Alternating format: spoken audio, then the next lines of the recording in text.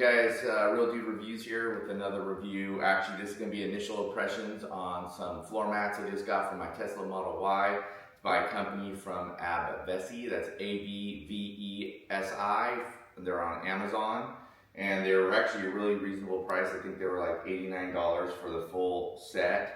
And what you get here is you get the two front, the rear seat, the front, the storage in the rear. This is for the back area of the Model Y.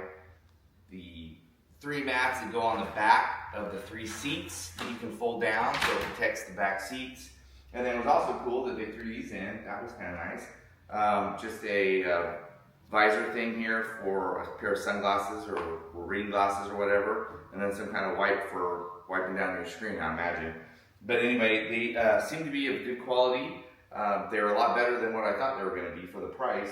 The only thing that I will comment on the initial thing is that I noticed that the passenger floor mat here is a little bit messed up.